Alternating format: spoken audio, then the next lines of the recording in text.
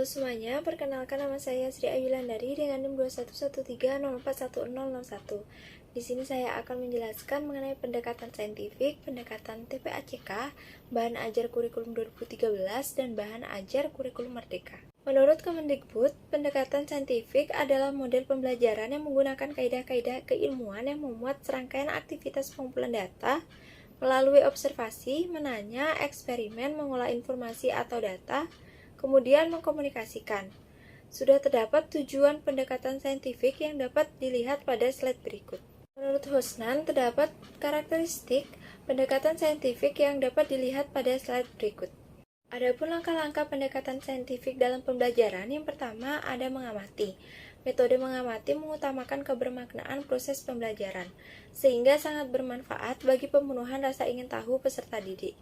Kedua, ada menanya. Pada kurikulum 2013, kegiatan menanya diharapkan muncul dari siswa. Lalu yang ketiga, ada mengumpulkan informasi. Kegiatan mengumpulkan informasi adalah tindak lanjut dari bertanya. Kegiatan ini berguna untuk menggali dan mengumpulkan informasi dari berbagai sumber melalui berbagai cara. Lalu yang keempat, ada mengasosiasikan atau mengolah informasi. Dalam kegiatan mengasosiasi atau mengolah informasi, terdapat kegiatan menalar dalam kerangka proses pembelajaran dengan pendekatan ilmiah yang dianut dalam kurikulum 2013. Lalu yang terakhir, yang kelima, yaitu mengkomunikasikan. Pada pendekatan saintifik, guru diharapkan memberi kesempatan kepada siswa untuk mengkomunikasikan apa yang telah mereka pelajari. TPACK merupakan singkatan dari Technological Pedagogical Content Knowledge. TPACK adalah pengetahuan tentang pentingnya integrasi antara teknologi dan pedagogik dalam pengembangan konten di dunia pendidikan. Tujuan dari TPACK ini yaitu diharapkan mampu memberikan arahan baru bagi pendidik tentang bagaimana menerapkan teknologi di dalam pembelajaran, sehingga kegiatan pembelajaran bisa berjalan secara efektif dan efisien. Lalu ada komponen TPACK, yaitu terdapat 3 komponen, diantaranya teknologi, pedagogik, dan konten pengetahuan. Adapun unsur dari TPACK, yaitu yang pertama ada pedagogical knowledge atau PK, yang berisi pengetahuan yang harus dikuasai guru dalam pembelajaran. Lalu yang kedua ada content knowledge atau CK, yaitu jika PK terkait serangkaian proses yang harus dikuasai guru dalam pembelajaran, yakni CK terkait dengan substansi materi yang harus dikuasai guru dalam pembelajaran. Ketiga, ada teknologi knowledge atau TK. TK merupakan pengetahuan tentang pentingnya integrasi teknologi dalam pembelajaran. Lalu yang keempat, ada pedagogical content knowledge atau PCK, yang lebih fokus pada proses pembelajaran yang nantinya akan dipilih oleh guru pada materi yang sedang diajarkan. Lalu yang kelima, ada technological content knowledge atau TCK, yakni pengetahuan tentang pengaruh teknologi pada suatu disiplin ilmu pengetahuan. 6.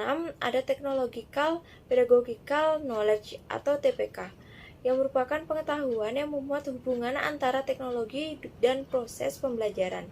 Lalu yang terakhir ada Technological Pedagogical Content Knowledge atau TPACK, yang merupakan integrasi antara ketiga komponen, yaitu teknologi, pedagogik, dan konten pembelajaran.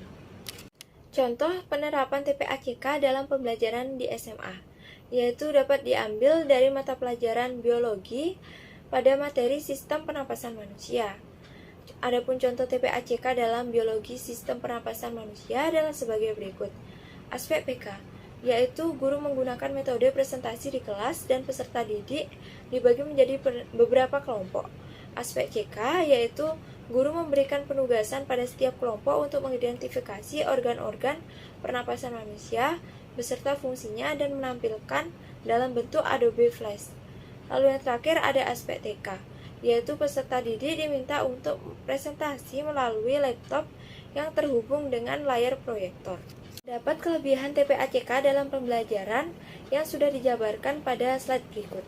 Selanjutnya, terdapat kekurangan TPACK dalam pembelajaran yang sudah disajikan dalam slide berikut. Adapun pengertian dari bahan ajar itu sendiri yaitu seperangkat materi atau substansi pembelajaran yang disusun secara sistematis guna menampilkan sosok utuh dari kompetensi yang akan dikuasai siswa dalam kegiatan pembelajaran. Sedangkan bahan ajar pada kurikulum 2013 terbagi menjadi 4. Yang pertama ada bahan ajar visual, 2 bahan ajar audio, 3 bahan ajar audio visual, dan yang keempat ada bahan ajar multimedia interaktif. Adapun bahan ajar pada kurikulum Merdeka yaitu terbagi menjadi 3. Yang pertama ada modul ajar proyek penguatan profil pelajar Pancasila. Dalam modul ini dikhususkan proyek penguatan profil pelajar Pancasila yang terdiri atas tujuan, langkah, media pembelajaran, serta proses asesmen yang semuanya dilakukan untuk mencapai maksud dari penguatan profil pelajar Pancasila. Lalu ada modul belajar, yaitu modul belajar ini terdiri atas kumpulan topik yang sesuai dengan alur tujuan pembelajaran yang contoh modul ajarnya sudah disediakan khusus oleh pemerintah dan guru diperbolehkan untuk melakukan modifikasi. Lalu ada buku teks yang terdiri atas 2 jenis, yakni buku teks untuk siswa serta buku teks yang dijadikan panduan guru dalam kegiatan belajar dan mengajar. Sekian dari penjelasan saya mengenai pendekatan saintifik, pendekatan TPACK, bahan ajar kurikulum 2013, dan bahan ajar kurikulum Merdeka. Apabila terdapat salah kata, mohon dimaafkan. Akhir kata saya ucapkan terima kasih.